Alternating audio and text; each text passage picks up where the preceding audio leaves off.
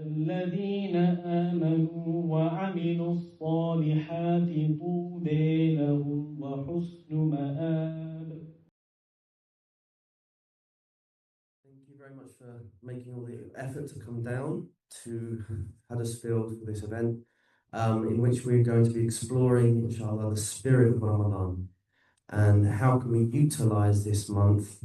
And the focus is fundamentally on an attitude.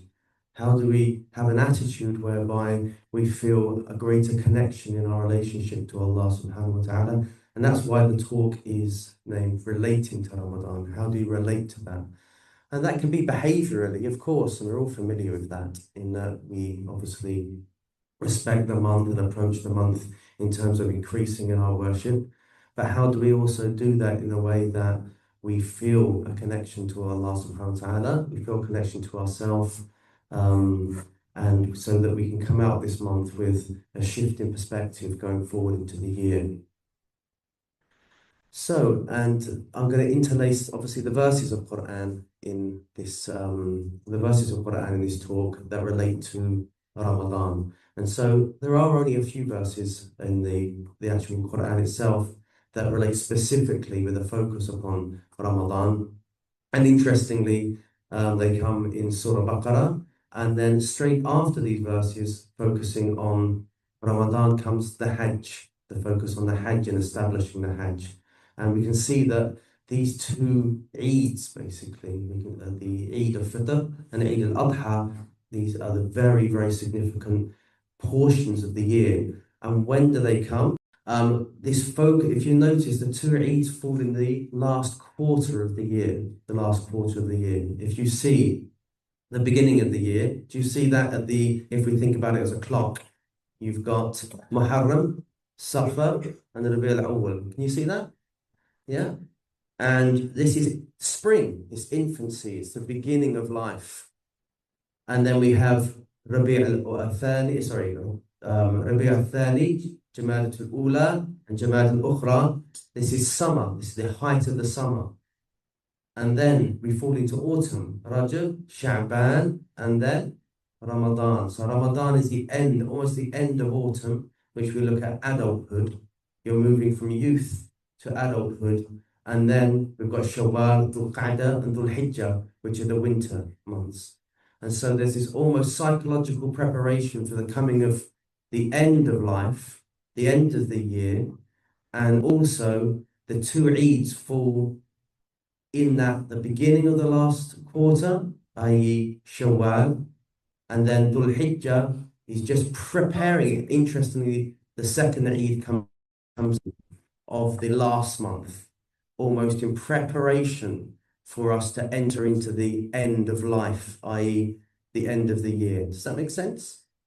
And so there's this, for us as Muslims, Allah subhanahu wa ta'ala is inviting us to connect to these cycles, because it's in connection to these cycles that we feel connected to our environment, our habitat, ourselves, Allah subhanahu wa ta'ala. So whether we're even aware of it on a cognitive level, consciously, so there's this conscious awareness that we're almost preparing. And the Prophet sallallahu alaihi wasallam encouraged us to get this psychological and conscious awareness of this, where he said, Allah, the dua that's related in the Musnad of Imam Ahmad and Tabarani in a weak hadith, where the Prophet sallallahu alaihi wasallam said, Allahumma barik lana fi Rajab wa Sha'ban wa ballighna Ramadan. Oh Allah,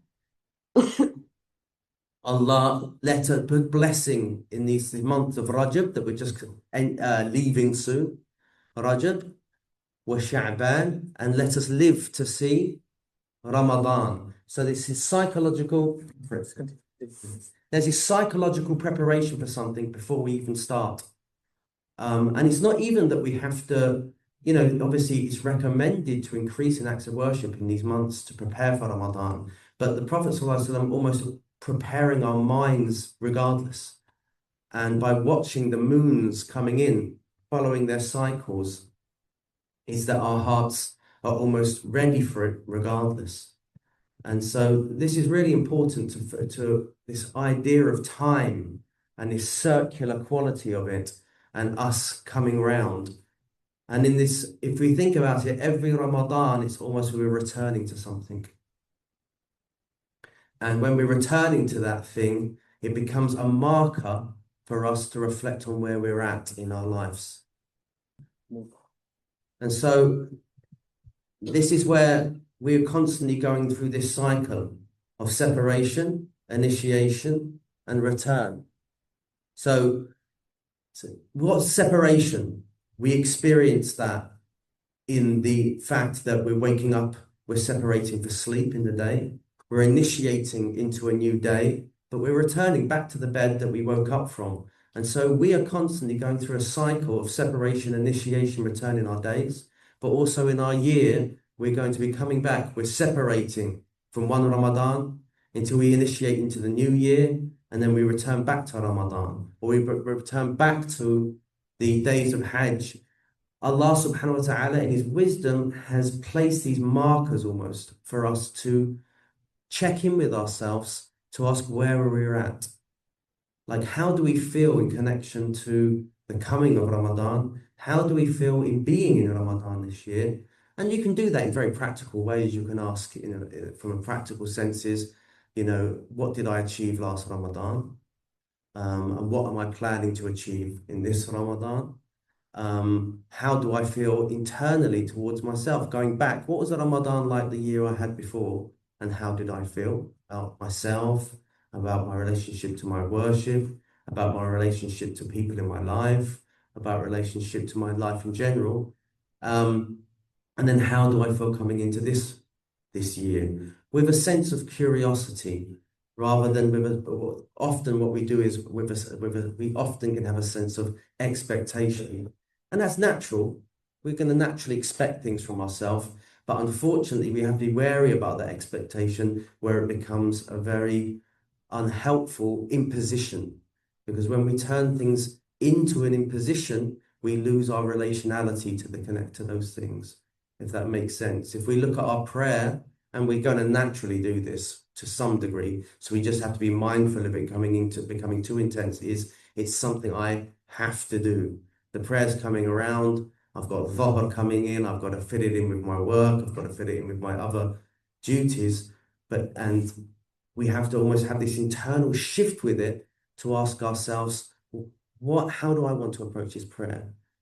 And I often find a helpful thing to do with my prayer is, rather than go into the prayer saying, right, I'm going to have some mindfulness now, I'm going to really focus, we can unconsciously actually sabotage our ability to be present in our prayer, because we're putting so much pressure on ourselves to engage in the prayer that we make it a non-relational experience. And this difference between invitationality and relationality, I think, is something that's so important for people to understand and appreciate. When I impose something on myself, I say, I've got to do it. And there's a sense of pressure. But invitationality is like, how do I, I'm going to approach this prayer. I'm wondering how it's going to feel for me. There's almost an open experience to something. If I say you have to do this, in terms of, let's just explore this and see, invite myself to do something, it creates an openness, it creates a curiosity.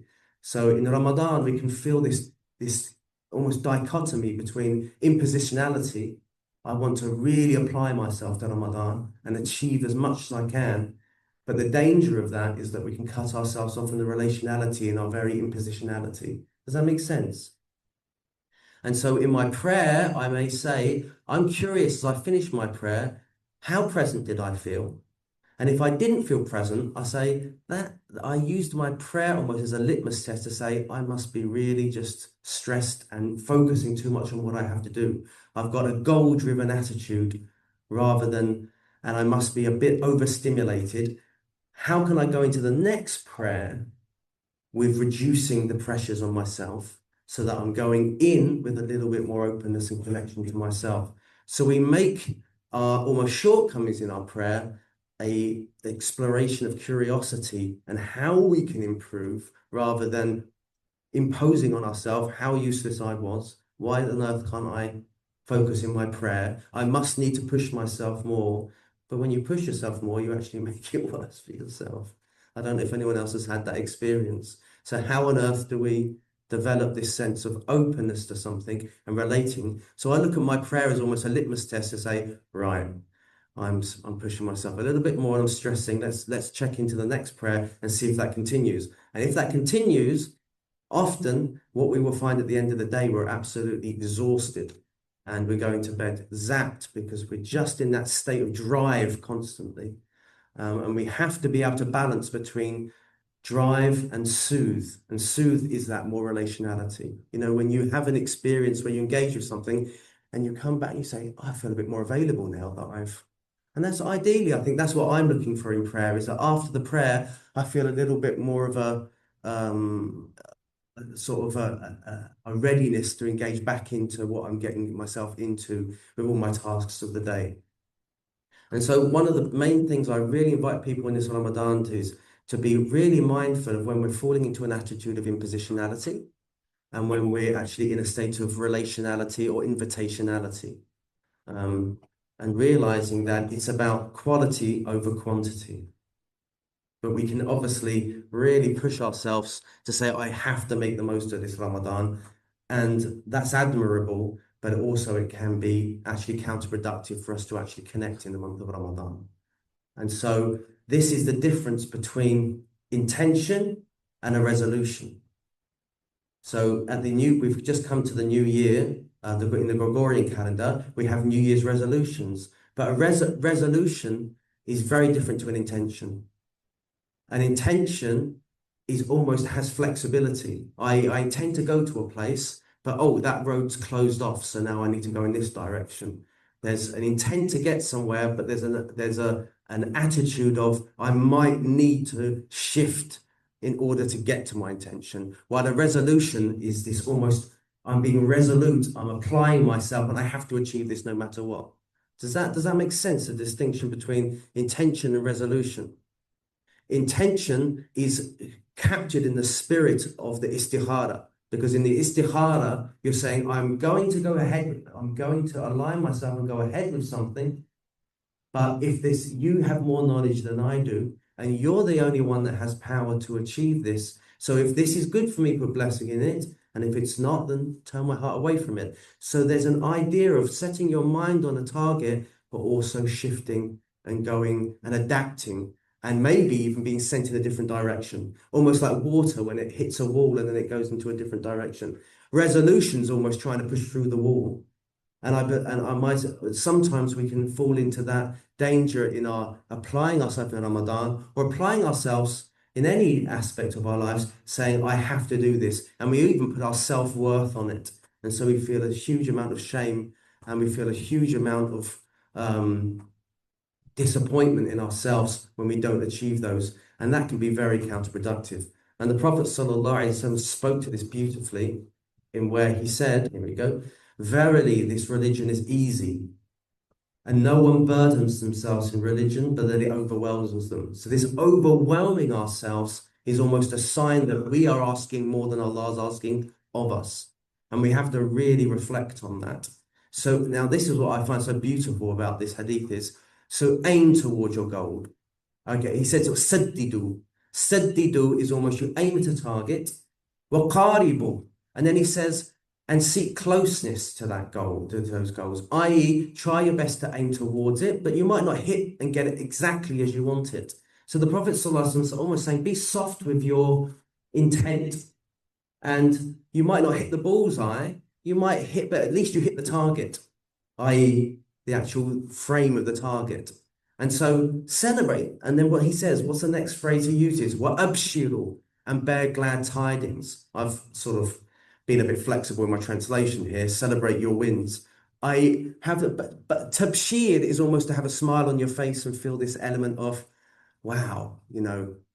And so celebrate your small wins, I'm almost saying. You may have had a goal to hit the bullseye, but you hit just off the mark. Wow, you hit the board. So be optimistic and be about what the outcomes are, and focus on that you're drawing closer rather than you've actually hit there.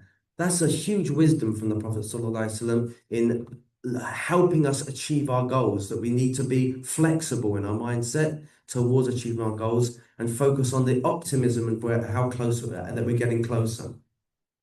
And when I say closer, I mean in a broad sense almost. When people have a falling, I ask them to ask 6 questions of themselves when they don't achieve their goal. So say, for example, someone is troubled by addiction in their life. So let's just say, for the sake of it, gaming addiction. And they slipped. They spent 9 hours yesterday in their gaming addiction. And you say, yes, you slipped. And that can feel like you're going backwards and you're back where you were. But in reality, you're not. You can never go backwards. Because now that you've slipped, you're gaining knowledge in that slipping about what brought that about in the first place. And it's because we're being curious rather than actually shaming ourselves and damning ourselves. And the Prophet ﷺ encouraged this sort of approach. So question number 1, your slip, was it as frequent? That's the first question. Was it as frequent? Next question. When you slipped and you didn't achieve your goal, so say in Ramadan, your aim was to read a juz that day and you didn't read your juz and you slipped. Okay, you feel disappointed, and disappointment is a healthy attitude as long as it's not bringing you into a lack of hopelessness and despair about it. So now you've missed a juz, but how many juz did you actually read before that? Was it more than you've done in the past? So was it the slip? Was it as frequent? Was it as intense as before? Were you able to get out of that hopelessness quicker that time? Was it as intense? When it hit you, what did it feel as like you were but you felt more as broken, ashamed as beforehand? Do you have new tools this time? Now that you've slipped, what tools do you have in order to get back? And those tools can be internal tools, you can have a healthier narrative with yourself. Or you reach out to others and just express yourself rather than isolate yourself and keep yourself in that shame, that imposition of shame and isolation. My next question is, how do you relate to it? Do you relate with curiosity and encouragement, or do you relate in really isolating yourself and beating yourself up? How many questions is that? 5? I forgot 5. So frequency, intensity, in terms of the intensity of the actual experience, intensity of how long it lasts, that's 3. 4, tools that you relate to. 5, tools, and then 5, how you relate to yourself now. Have you got a healthier way that you're relating to yourself and relating to how Allah relates to you? And I'm sure there's a 6th one, and I always forget one of them. So I've got a short video on that on my YouTube channel. It's called The 4 Stages of Learning and the 6 Questions to Ask When You Slip from Your Goals. But anyway, developing this healthy attitude now that we're going into Ramadan and we're setting ourselves things. And so the Prophet ﷺ almost gives us this attitude: aim towards your goals, seek closeness to them, celebrate your wins, and seek aid through the worship in the morning and the evening and a portion of the night. And obviously in Ramadan, we're almost blessed in Ramadan, as Shaykh Idris was talking about, that we almost have a motivation to get up before Fajr because there's food. But also with the food, we've got an opportunity to pray tahajjud, where in the rest of the year, it's a bit more difficult to motivate yourself to get up. There's almost, Allah puts blessing in suhoor, because it's actually, I want to get some food in because I'm thinking how long the day is and I'm not going to be actually eating. And so now, Allah bless it. Look how Allah entices us. He's almost enabling us through a selfish goal, if you can call it selfish, i.e. eating, or something you want for yourself. But also now I've got time before Fajr comes in, now I can connect. And that connection for a lot of people, especially if they're busy, it can be for some people, unless the whole family's up as well, first of all. But a time almost to have a portion where you're just with yourself and with your Lord, and to really utilize that, to sense and feel a connection to Allah subhanahu wa ta'ala due to that silence and due to the stillness.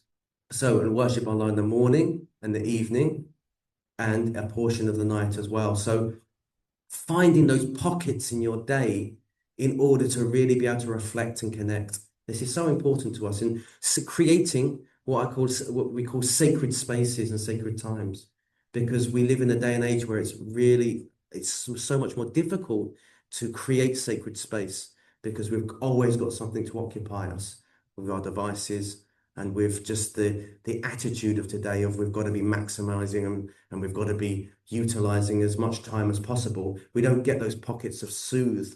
We don't get those pockets of sacredness to connect ourselves. And in that time, it's a means for us to check in with ourselves. How am I doing? Do I feel that I can connect to Allah? Do I feel a bit like lost? Do I feel a bit intense? And I feel that I've got that drive. Okay, how do I bring it down? The analogy I use is almost like a car. Are you revving the car too much? Is the car just basically constantly stalling? Can I just give it a moment to get into that almost flow with the rhythm of the road and the rhythm of the car and the rhythm of myself, whereby I'm using the wind almost to carry me somewhat. So I'm still applying myself, but there's much more of a momentum behind me rather than me having to use all my willpower to pull forward, because that's not sustainable. So we see the Prophet ﷺ encouraging this attitude. And he says in another hadith very similar, this religion is strong, it's intense, it's mateen. So go into it, immerse yourself in it with caution. I hear the words rifq, with gentleness. Go in there gently and do not ask too much of yourself, and do not make, now here it is, and do not make the worship of Allah subhanahu wa ta'ala detestable to your soul. That's a sign that we're using too much imposition if we're starting to feel that. But have you noticed what often we can fall into when we are in, whether it's Ramadan or just in our general year? We think, oh my God, I feel like I don't want to approach my prayer. Oh my God, I must be terrible. There must be something wrong with me. And we start again falling into that shame and that feeling into questioning ourselves that we're not worthy. That's not Allah subhanahu wa ta'ala. That's not how he relates to us. That's maybe how our parents related to us, or our community relate to us, or society as a whole relates to us. Others, what we call in psychology, introjected values, i.e. these values that we have developed through people interacting with us. And the Prophet ﷺ spoke to those when he said every child is born on a fitrah, and then his parents turn into a Jew, Christian, or Magian, i.e. there's a social influence on a person that shapes their attitude to life. And these are what we call introjected values in psychology. And I think our adult life is almost, when we become more reflective, is thinking which parts are actually part of my fitrah, which parts of me actually are helpful to me, and which parts of me are actually sabotaging me and not helping me grow and develop. And they're often they can be those negative internal self-talk where we're really just beating ourselves up. It's not effective long term. And the Prophet ﷺ spoke to this in this hadith related by Ahmad in the Sahih hadith. He who is stranded on his journey will neither cover any distance or be left with a mount. So he's speaking to this directly, the Prophet ﷺ. If you beat your horse constantly and drive it forward, it's going to collapse under your feet and you won't have anything to carry you forward. And this will show up in the way that we don't reach our goals, or in the way that we relate to our families. Because I often say the way we relate to our dependents, people who need us, spouse or children, the way we actually relate to ourselves. So if we're harsh to ourselves, we can often, it's not a given, but it can show up in the way we're relating to the way we're trying to raise our children. We have a harsh approach for them or our spouse. And so being really mindful of this is not sustainable. Either we will crash and they will crash, or they will find the religion detestable. So it almost leads to a form of atheism, which is we have to protect ourselves from, where our religion is just about harshness and expectation. It's not sustainable. We will either feel hopeless or we will feel anger towards ourselves and the religion. And that can be a very dangerous cocktail going forward in life for us as individuals and for us as a community.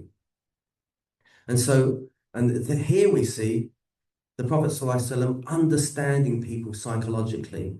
A man came to the Prophet ﷺ and he wanted to accept Islam, but on the condition that he only performed 2 prayers. Imagine the audacity. This man comes says, Islam, God, I love it. You know, I'm ready, I'm open. But now he's almost, he's bargaining with the Prophet ﷺ. Says, 5, I'll give you 2. You know? And you know, how could we relax it? I mean, I'm curious, you in the audience hearing this, just ask, Astaghfirullah. You know, Dubai, what's this guy going on about? Like 2, get out of my face. You know, come back when you're worthy. But the Prophet ﷺ understood people psychologically. He says, if I impose here, if I pressurize this man, it's just going to make him shut off. And so I'm going to be open to him and accept that, understanding that when we apply ease, when someone is ready to engage, but needs to feel a sense of self in the engagement, that when I pressurize, if I pressurize here, it will put the person, it will detract the person. If I apply a little bit of ease here, he'll find his way. There's a trust in the other person that they will find their way. And this is often a missing element for us as Muslims today. I call it an infantilization of the community, where we treat them like little kids, that we're almost, oh, I've got to be really careful. I've got to make sure I don't show ease and I've got to make sure, no, you don't really know. And it makes them almost mistrust their own abilities to judge situations, because we're always telling them they need to go to expertise. They need to, and there's a truth to that. But whereby it becomes too overbearing, it means we infantilize people and they don't know how to make their own decisions. And this is where OCD is so rife in our community. There's many aspects to OCD, but one aspect is people don't have a trust in their own ability to make judgments, because they've grown up almost with this infantilization, where they're being treated like little children even when they're adults, that they can't make their own judgments for themselves. And so there's this encouragement of the Prophet ﷺ, and he dealt with this in Thaqif as well. When Thaqif accepted Islam, they came to the Prophet ﷺ and said, we will accept Islam. But they were proud people. These were the people of Ta'if that rejected the Prophet ﷺ initially. So he knew that they were a strong-willed and proud people. They came to the Prophet ﷺ and said, we will accept Islam, but we will not accept, we don't want to pay the zakat, and we won't perform jihad. And the Prophet ﷺ said, no problem. Let them on that terms. Everyone around us like, what? And the Prophet ﷺ turns to the people around him. He says, they get there. I'm paraphrasing, but basically they'll find their way. You just got to give these people space to be able to find their way. And so for us, it's meeting ourselves where we're at. You know, we as Muslims, in our spiritual tradition, is about tahqiq. And tahqiq translates as realization. It comes from the root of haqq. It's trying to be real. But often our tahqiq, our realization, trying to be real is too ideal. And we're not being real with where we're at. So an ideal is a beautiful thing. We have to apply. This Ramadan, I'm going to read 30, I'm going to complete a Qur'an. No, forget that. I'm going to do 2 khatams of Qur'an. So you can apply the goal. There's no problem with that. That's meritorious. So there is your ideal. But then as you're going forward with your intention, you're aligning with, okay, I can see myself warding off now. Oh, now, what do we often do when we do that? Now, the next day, because I missed one day, I'm going to do 2 juz instead of 1 juz. And then it just gets more and more overwhelming, rather than maybe I need to reassess my intention, and maybe I won't be able to achieve 2, and I need to go back to 1. So there's this almost being real with oneself whilst having an ideal. And the ideal I look as the horizon, you know, something you're heading towards, but you're constantly, as you're going towards it, you realize it's elusive in its nature. We need to have the horizon in order to move something forward, in order to motivate ourselves, in order to feel like we're progressing in our life. That's important. But at the same time, we realize it's a moving target. And when we start to feel that defeatedness, rather than beat ourselves up, it's like, I might have to reassess my intention. I might need to look backwards rather than keep pushing on. Let's just pause for a moment. Let's look back and see how many footsteps we've made. What have we achieved so far? Was that better than last year? Oh, and then we feel that readiness. We're doing better than last year. And so we re-engage. And so focusing on progress rather than on perfection. Does that make sense? Yeah. So when we start to feel off, it's being curious about why we feel off I rather than identifying with the state and feeling that is a representation of who we are. That's often an expectation that we've developed, and it's not really a reality. Allah subhanahu wa ta'ala says, "O you who believe, fasting's been prescribed for you as it was on those before you, that happily you may be reverent. It is a specific number of days." In Surah Baqarah, in 184, Allah is addressing us as believers that this act of fasting is not only we have this as an act, but the people before us had an act. And that's an act of you are engaging in something that has a history to it, that has worked for humankind at the beginning of time up until your very day. And not only us as Muslims, i.e. from the community of Prophet Muhammad sallallahu alaihi wasallam, but of the communities of the prophets before us, they all had this practice. And this is so essential when we look at the 6 principles of the Sharia that the Sharia has come to protect. One of them is lineage. I.e. the idea that I know who my father and my mother is in an ideal situation, and the idea that even if I end up being parented by someone else in my life, I'm at some point in my life informed of my heritage, because we as human beings need to feel like we have a connection, whether it's spiritually or even physically, of what we go back to. And Allah subhanahu wa ta'ala, understanding this, that Allah knows that we need to feel like we have a connection to something. And when we feel connected to something, it means that we feel more motivation to engage with it. And that's one of the gifts of Ramadan. People say often, why is it in Ramadan that I'm able to achieve great things? Some people who don't pray for the rest of the year, they don't even attend the mosque, they put everyone else to shame. Like in my uncle, he's in the year, he can't seem to get in gear. Why is it suddenly he's able to do so in Ramadan? And there's a wisdom in that. There's a practical thing, is that when we feel an element of solidarity, we feel a connection that we're doing something together, it's far easier for us to achieve something. So there's a lesson for that in Ramadan. It's we understand on a global level that we're all doing this together. We understand as a community we're doing this together.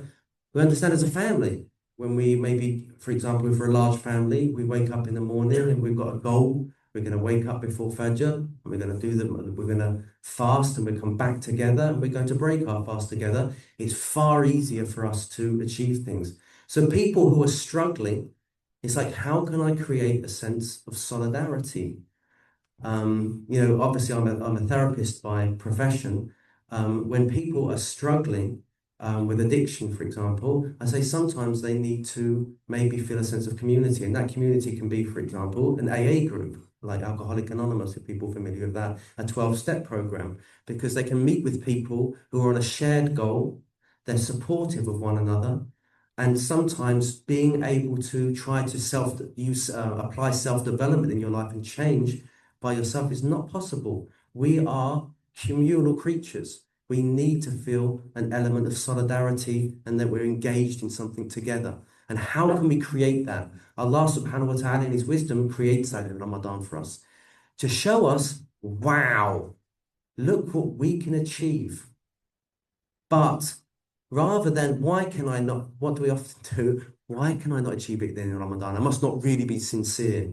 We go to that sort of leanings. No, it's because often there are ingredients that are missing in the rest of the year. So how could I, in order to progress in anything goal that I want to set myself, or in overcoming any challenge I have, how can I create more of a communal feeling? And often we can feel shame about that. I don't want to expose my sins, or I don't want to let other people know.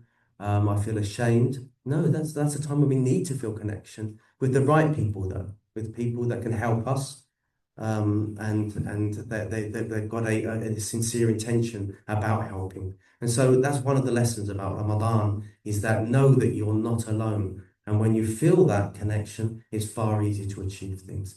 أيام معدودات. So these are specific days, they're numbered days. Here's another way to motivate ourselves, is that we have a specific number set for things. So you'll notice when you read a book, I don't know if any of you do this, but I've got a bad habit, I still can't break it, is that as I'm reading it, before I even start the book, I say, how many pages are in that chapter? And how many numbers? Do you do that? And I haven't even started the book. And I'm already working out, okay, that's 26 pages. I could do that maybe in a month, 1 page a day. And then I'm just going like that. But then when I'm getting to the end of a chapter, I'm counting the pages. Do you do this? And I don't know how to break that habit. I still do it. But it gives me motivation at the same time because I know something's coming to an end and I can feel like I'm getting somewhere. And so the Prophet, Allah subhanahu wa ta'ala, out of his wisdom, understands us and realizes that we set a specific number of days for us to achieve something.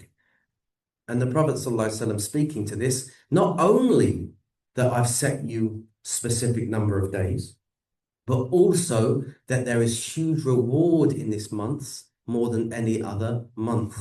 There's a hadith related in Ibn Khuzaymah's collection that's weak that people will be familiar with, speaking to this about the multiplication of one act in Ramadan, whether it's charity or if it's fasting, that we know that in this thing we're doing, there's multiple reward that inspires us to really, right, I need to utilize this. When we go and perform Umrah or Hajj, we're like, oh, just doing one prayer is equivalent to such and such. And so the Prophet ﷺ really encouraged us by every good deed is multiplied by 10 to 700 times, except for fasting, for that is mine and I reward it. So here we go, the Prophet ﷺ saying fasting has a special quality unlike any act of worship. What is the nature of fasting? And obviously Ramadan, its focus, the main act in Ramadan that we do in order to really utilize this blessing that we know the Qur'an was revealed in this month. That's why we're fasting. We're fasting because to show thanks to Allah. But why is fasting such a meritorious act? It's because it's sustainable.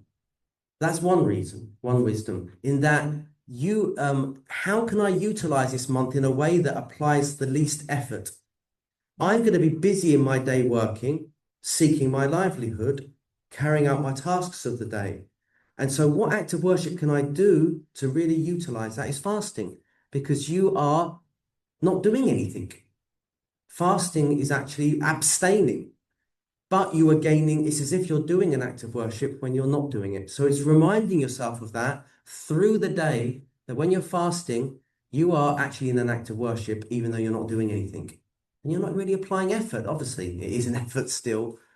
But even when you get your grumbling tummy, it's to almost re-engage with and to reframe what's going on. When you hear a rumbling in your tummy, what do you often think your tummy is telling you? That I'm hungry. But that's not necessarily what's going on with your tummy. I think Mudassir put this up one of my videos, isn't it? Yeah, the butter one. Is that the reality is when your stomach's grumbling, it's actually could be possibly, I'm not saying it can't be related to hunger, but even if it's related to hunger, it's your stomach is opening up. It's going into what we call a ventral vagal response. A ventral vagal response means into social engagement, rest and digest. So when your stomach's going like this, it's actually your stomach uncoiling, and it's opening up and relaxing because it wants to receive food. And in order for you to receive food, your stomach needs to feel open. If your stomach is tight and stressed, and then you try to eat on top of that, you can't digest your food properly. And I see this, subhanAllah, as one of the blessings. The Prophet ﷺ taught us that we shouldn't eat when we are standing up, because when you're standing up, you're telling your body that it's in activated mode. And so it's almost ready for action, which means your stomach almost is tighter. And so when you sit down and relax, especially we're taught as Muslims, obviously, ideally to be able to sit on the floor, you're grounding yourself, communicating to your body to open up and relax. And we're also taught when we are to eat is to do what? We are supposed to sit with people to eat, ideally. It's harder in this day and age with everyone being busy, but to talk and to engage and to eat with people, because that's inducing a sense of social engagement, which is a rest and digest state, which enables us to feel more relaxed to receive the food, to actually benefit from it. Does that make sense? So look at these teachings of the Prophet ﷺ. All of this is there. We just don't realize it. We just say, Astaghfirullah, you're standing when you're eating. We just make it another impositional rule upon us. But if we educate people, do you know the wisdom of the Prophet ﷺ, why he taught us this?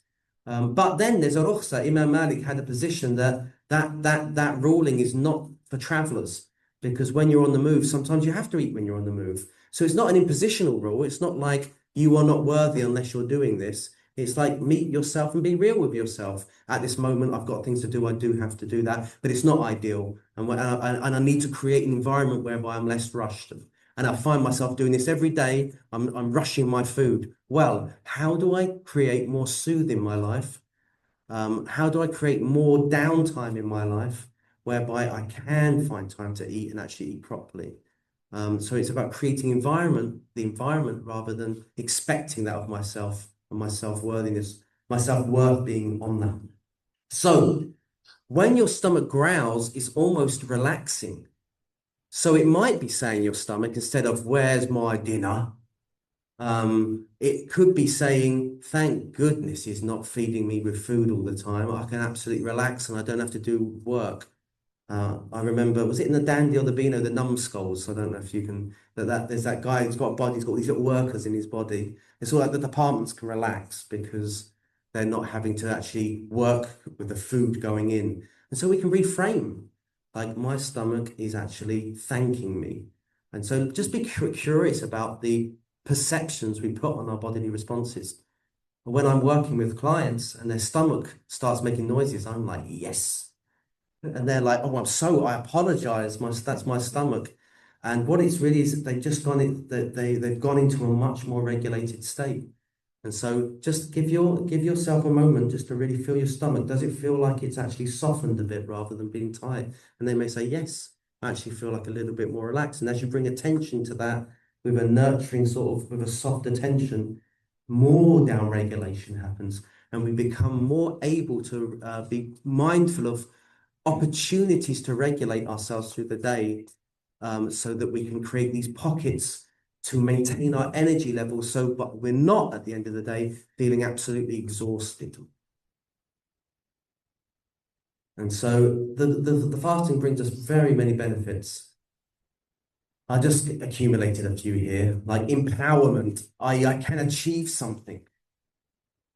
Health. We know that those who fast, the hadith, I think it's a weak hadith, but sumu tasihhu, like fast and you will find good health.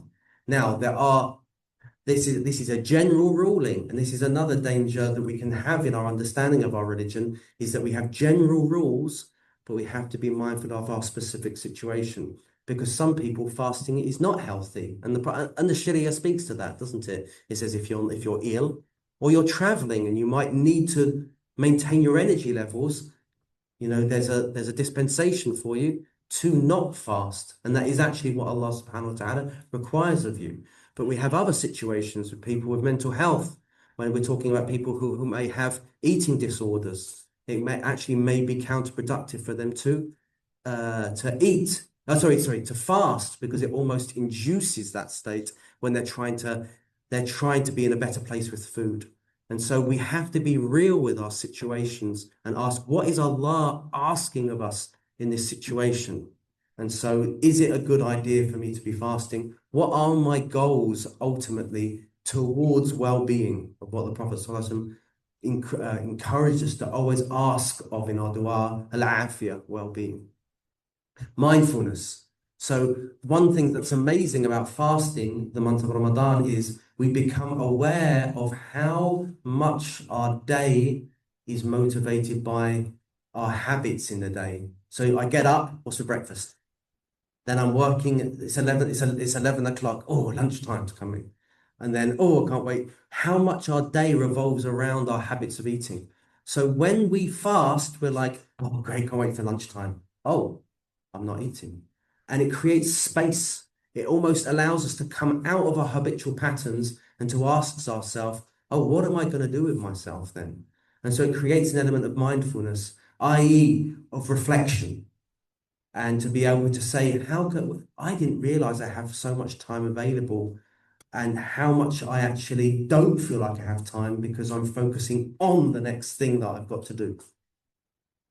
Personal atonement. This was another intention that the prophets, alayhimus salam, had, is that they would fast in order to be forgiven their sins. And so we fast in order as an offering to Allah to atone for something. And we have this opening. The Prophet ﷺ said in a beautiful hadith, he says, have reverence, fear Allah subhanahu wa ta'ala wherever you find yourself, and follow up a good, if you commit a shameful deed, a sayyah, follow it up with a good deed. So not becoming downhearted, but saying, okay, that happened. What can I do now in order a good deed to make it up? And I will add as well is, instead of beating ourselves up about the bad deed, say, okay, this happened. What were the factors that almost precipitated or brought about that slip? Was it because I was pushing myself and asking too much of myself, and thus I burnt myself out? And when I felt burnt out, the only way I know how to regulate myself and make myself feel better is to go, do my gaming for hours on end, or to smoke, or to drink, or whatever our vices are, what we're using in order to make ourselves feel better, because we're just burning ourselves out. So we use our slips as reflections rather than as moments to basically make ourselves even more ashamed, which actually perpetuates our addictions. So it's not helpful in a practical sense. Often people say, Idris, your approach sounds a bit wishy-washy to me. You sound a bit too nice. And I say, yeah, that's possible, but how's your approach working for you? Your hard approach, I always come down to that question. How's it working for you, mate? And they went, nah, still stuck. I say, well, wouldn't it be worth trying a different approach? It might seem a bit, namby-pamby, hippie, wishy-washy, but in fact, it's in our tradition. And if you're not being able to achieve your goals, explore different ways of doing it. You can go back to your old ways if you wish to. I'm not saying even to dismiss your old approaches. I'm saying, why don't you add another repertoire into your another tool in your repertoire, and you actually become more, your approach becomes more sophisticated. I don't know why I remember this example, but Tiger Woods, apparently, I don't know anything about golf, but Tiger Woods was very successful in his career, and then he decided, I'm going to change my style. And he started playing it with I don't know if playing is the right word to use with golf, but he started performing with a different approach. And guess what? He lapsed in his achievements for a number of, I think, years maybe. But it enabled him to try a different way of being. Then he can go back to his old way. And a momentary lapse can sometimes be a means to grow more. And so it's reminding ourselves is that we don't have to get rid of our old approaches, but how about sometimes letting go of it and trying something else that might actually in the short term seem counterproductive, i.e. things are getting worse, but they may actually in the long term work for us. So gratitude's another reason for, and this ultimately is why we're fasting in Ramadan. One of the major ones is we're giving gratitude to Allah subhanahu wa ta'ala for this revelation, of this guidance. Hudan, it's a form of guidance, the Qur'an gave to us. Allah in the Qur'an, in Surah Baqarah, He uses the month of Ramadan in which the Qur'an was revealed as a guidance. When Allah uses the indefinite, often the meaning is to conjure up a sense of bewilderment. I don't know. Like if I say to you, a dog is in the room, you're like, oh my God, what are you imagining? Is it a huge dog? Is it a small dog? And your mind starts to wander because you don't have specifics, and it creates almost an exploration in your mind. So a form of guidance. What's that guidance? And he says, not just guidance, but وَبَيِّنَاتٍ مِّنَ الْهُدَى, and clear proof. So I'm giving general guidance, but also specific guidances. وَالْفُرْقَانِ, and the ability to distinguish. And that's one of the greatest gifts we can be given in our lives, is the criterion to be able to judge what's right and wrong. Discernment could be a translation. I can discern and say, that's the right thing for me to do right here, right now. Wisdom, ultimately, the ability to have knowledge, but to apply it in our lives in a way that brings goodness in our life. And someone asked me a very important question. They said to me, why should I be looking to feel good in my worship? Shouldn't you just be doing it anyway? Because we don't worship our states. We're not looking for, and that can often happen when we become practicing, or someone becomes a new Muslim, is that they feel the honeymoon period with their worship, isn't it? Or at the beginning of Ramadan, let's use that in this context. We feel the rahmah, the first 10 days of Ramadan, rahmah. I'm feeling it, and I'm buzzing, and that's what I call the honeymoon period. But then we will feel a lapse. It's normal, like whether it's a relationship when we first got married, whether it's in the month of Ramadan where we're starting to get in. And when that lapse happens, we often say, well, I still got to be doing it. Why I shouldn't even be looking at the state and analyzing it and thinking that because that's me worshipping the state. No. The lapse now is natural, but also if I'm feeling a lapse, what are ways to encourage to reconnect in a way that feels sustainable? So we explore the state. The state is telling us something. We don't dismiss it. We say, okay, I'm feeling a lapse. How can I feel a little bit more motivation?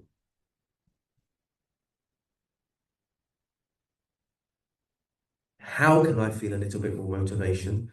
Maybe I need to, cut back on a few things so I can, in terms of engagements in my day, maybe I need to cut back on a little bit of the worship because I'm doing a lot now and just to feel a little bit of space.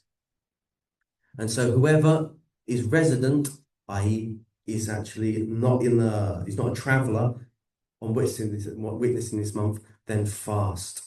This month. There's a good practice. I'm glad when does actually stop me actually. So there I am, I'm teaching and I'm driving, I'm thinking of let me cover my slides. So there's the drive. And then I was saying, I can't take a break. I've got to get this thing done. And they say, no, a sacred moment has almost come. And then taking a moment and giving you permission to have that break and feeling a different state where I'm not having to carry this, someone's reciting the adhan. And then I'm almost responding to them, feeling like they're carrying something and I can let go. And then making the dua, regaining intention and connection, and then waiting to feel that availability. Okay, I feel a bit more. And as I connect with myself, I can feel my head feels a bit heavy and tight because I'm focusing, making sure I'm delivering something, giving yourself permission almost. I'm just going to take a little bit of time just for that. As I bring my mind to it, the tightness in my foot and in my head just to soften slightly. So I might not be able to get rid of it, and it's not about getting rid of it, it's just bringing down the intensity a little bit. And then when you feel this readiness, is right, I'm ready to get back in. And then people who are listening to give themselves permission, I'm just going to cut off because I can feel as Idris is speaking, I can feel my mind just going, ooh, over here. And just like, that's a sign I need a little bit of space rather than, oh my God, astaghfirullah, I'm not listening and bringing my mind back. That's exactly how we create this inability to focus because we're naturally, by nature, we need to go off to come back, if that makes sense. And when we were at school, we were taught, weren't we? It's like, you're not listening, pay attention. And so we go like this.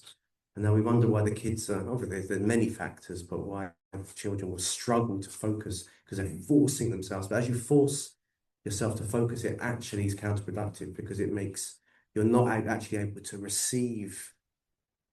You're doing this, which requires more intention, which means you're having tunnel vision and you're actually able to focus less over a longer period.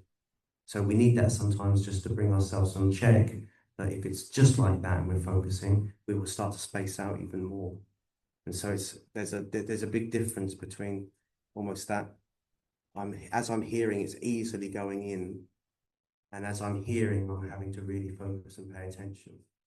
Does that make sense?